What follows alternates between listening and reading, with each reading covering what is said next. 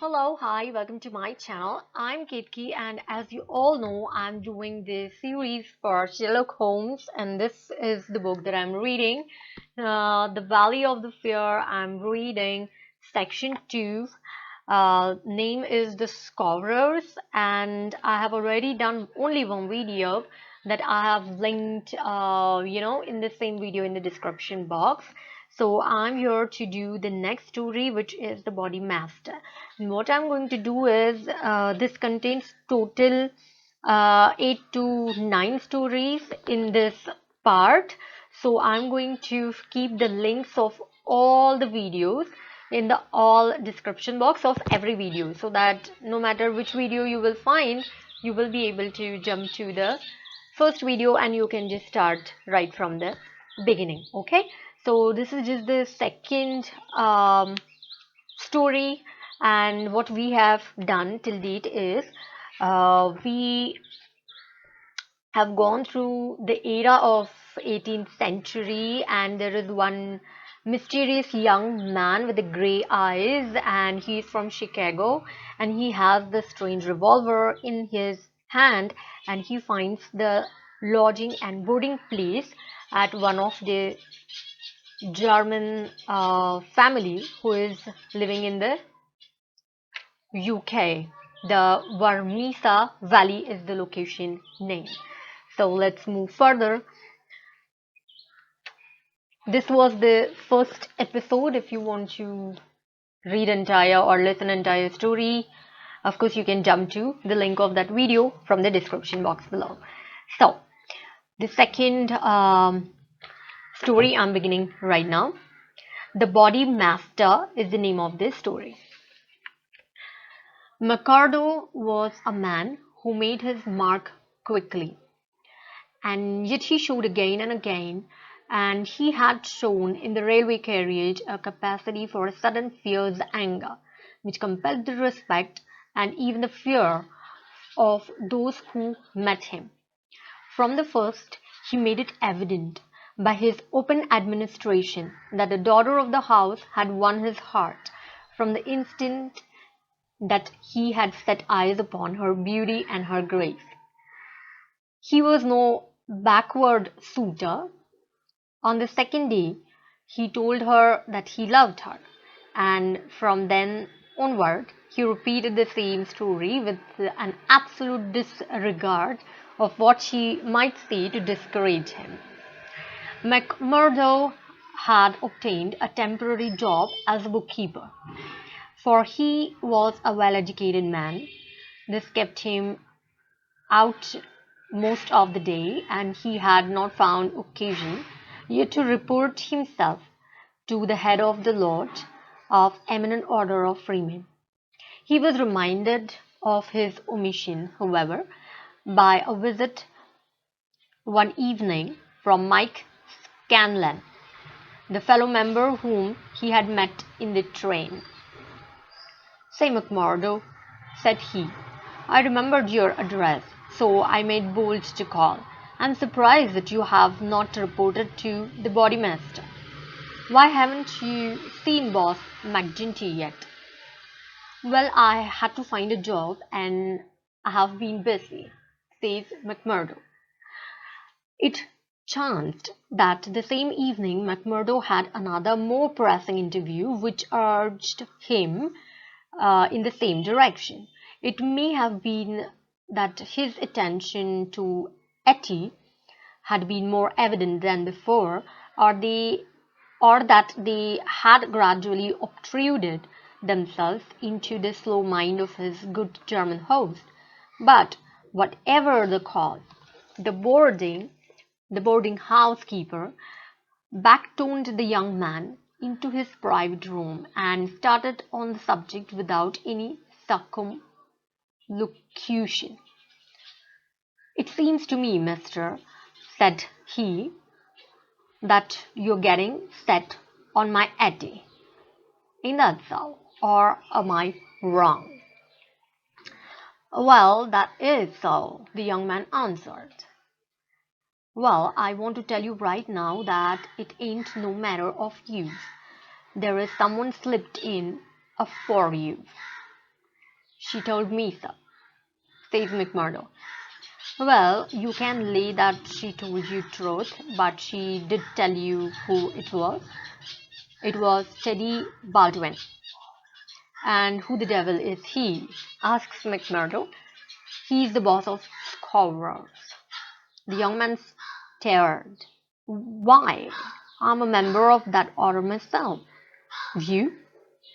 "I would never have had you in my house if I had known it. Not if you were to pay me $100 a week." "What's wrong with the order?" "It's a charity and a good fellowship. The rules say so." "Maybe in some places. Not here."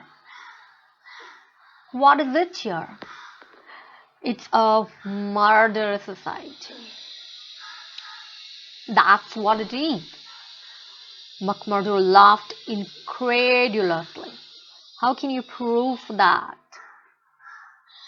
"If you live here long, you will get your proof." "But I forget that you are yourself one of them. You will soon be as bad as the rest." "But you will find other lodgings, mister. I can't have you here. It is bad enough that one of these people come courting my Etty, and that I dare not turn him down. But I should have another for my boarder." "Yes, indeed. You shall not sleep here after tonight." McMurdo found himself under sentence of banishment, both from his comfortable quarters and from the girl whom he loved. He found her alone in sitting room that same evening, and he poured his troubles into her ear. The door had opened suddenly, and a young fellow came swaggering in the air of one who is the master. He was a handsome, dashing young man of about the same age and built as McMurdo himself. Etty had jumped to her feet, full of confusion and alarm.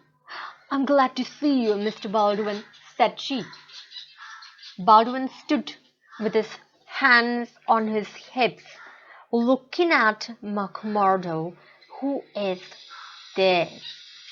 he asked coldly. It's a friend of mine, Mr. Baldwin, a new boarder here. Mr. McMurdo, may I introduce you to Mr. Baldwin?" The young men nodded in surly fashion to each other, and after a little argument between them, Baldwin left. For a moment McMurdo and the girl stood in silence. Then she threw her arms around him and asked him to leave the place. "I was thinking the same thing," said McMurdo. "I will go right now and fix it. You can tell your father that I will sleep here tonight and find some other quarters in the morning." The bar of McGinty's saloon was crowded as usual, for it was a favorite loafing place of all the Rofel, and the man was popular, for he had a rough, jovial disposition which formed a mask, covering a great deal which lay behind it.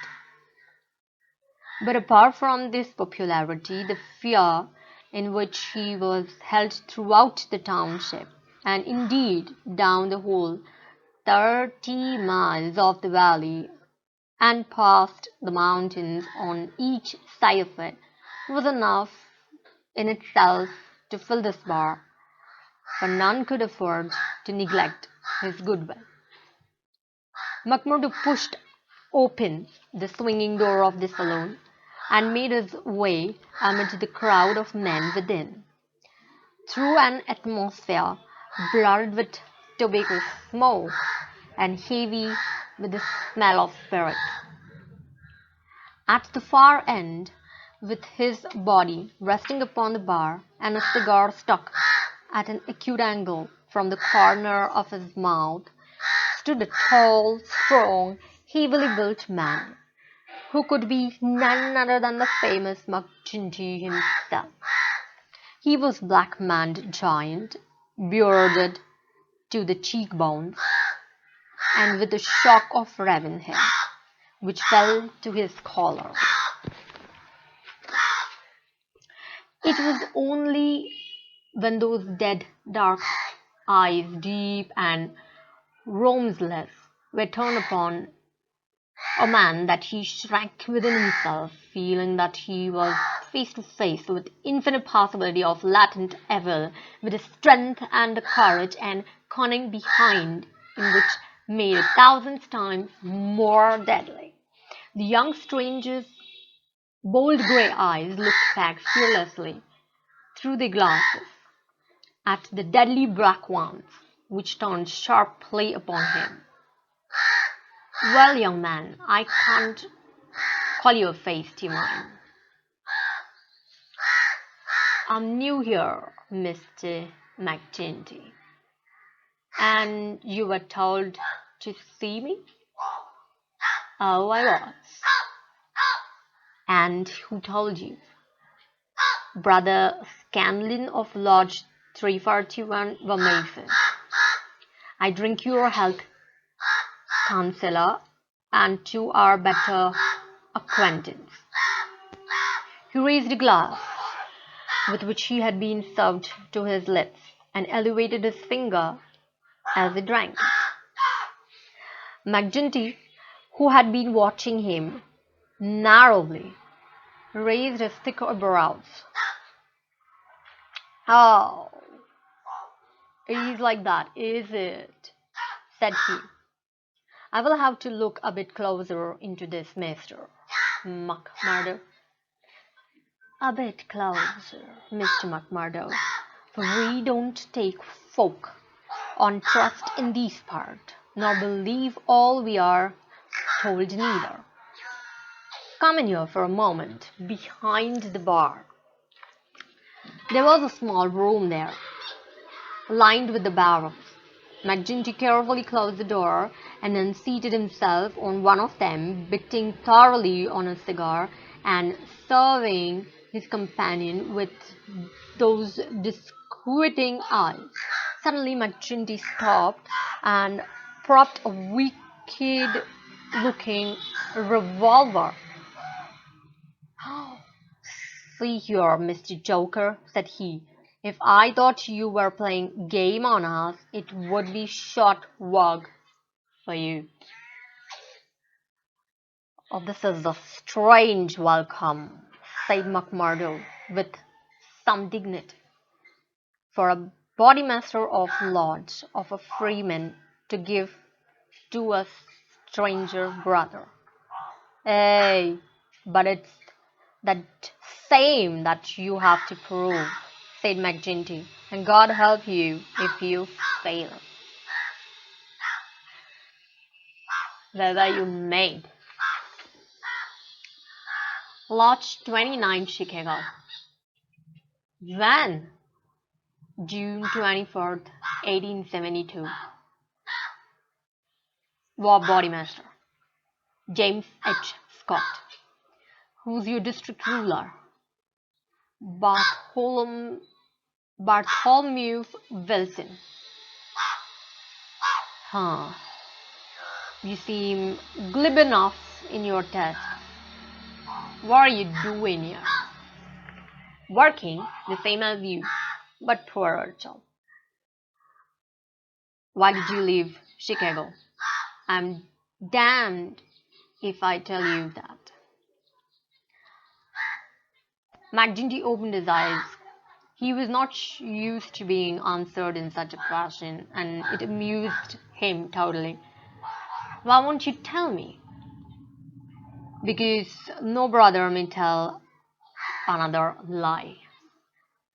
See here, mister, you can't expect me as a bodymaster to pass into the lodge of a man for whose past he can't answer."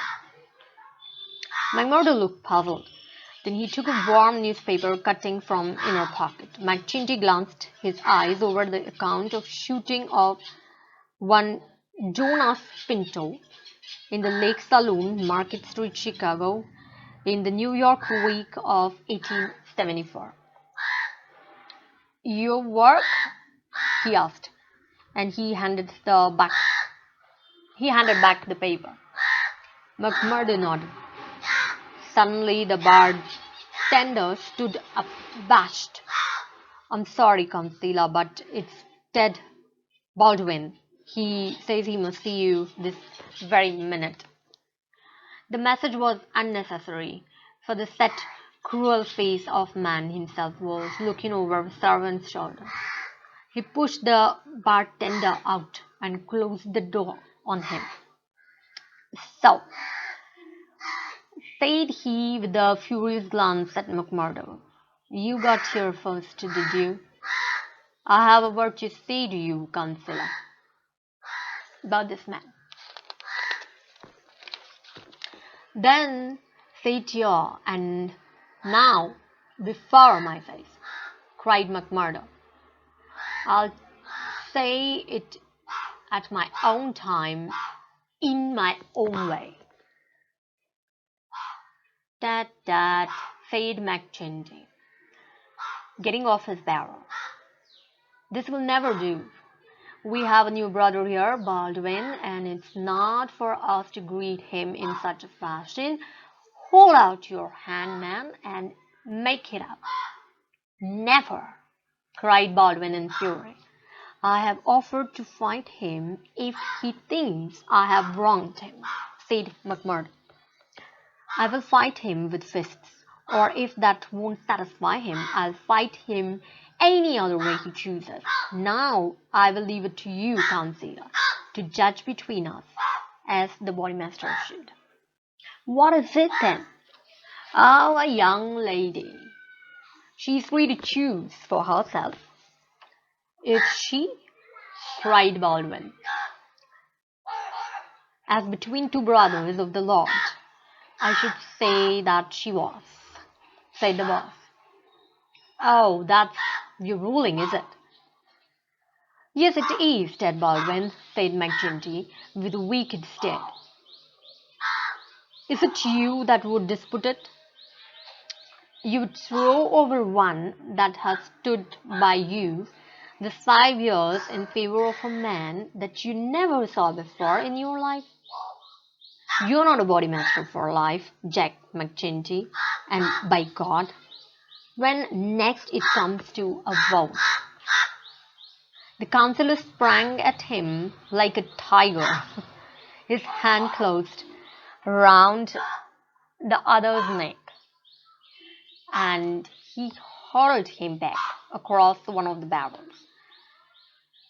In his mad fury, he would have squeezed the life out of him if McMurdo had not interfered. Easy, councillor, for heaven's sake, go easy, he cried as he dragged him back. McGinty released his hold, and Baldwin, cold and shaken, gasping for breath and shivering in every limb, as one who has looked over the very edge of death, sat up on the barrel over which he had been hurled. You've been asking for it this many days, Ted Baldwin. Now you have got it, cried McGinty, his youth just rising and falling, rising and falling. But maybe you think, if I was watered down from bodymaster, you will find myself in your shoes. It's for a lot to say. But so long as I'm the chief, I will have no man lift his voice against me and my rulings. I have nothing against you, mumbled Baldwin, feeling his throat. Well then, cried the other, relapsing in a moment into a bluff joviality. We're all good friends again, and he's the end of the matter. He took a bottle of champagne down from the shelf and twisted out the cork. End of the story, Body Master. Thank you so much for watching, and do stay with me. Do subscribe and hit the bell icon if you want to get notified as soon as I release the next video. And there are 7 to 8 stories, sub-stories in the main story, and yes, I'm going to read all of them to complete this one entire story. Do let me know in the comment box section how do you like it, what all improvements you would like to see.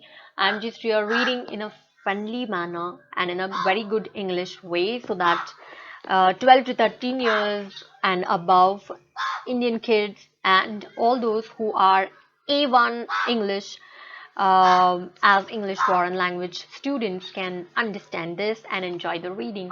Thank you so much for listening. I'm looking forward to your comments. Bye bye.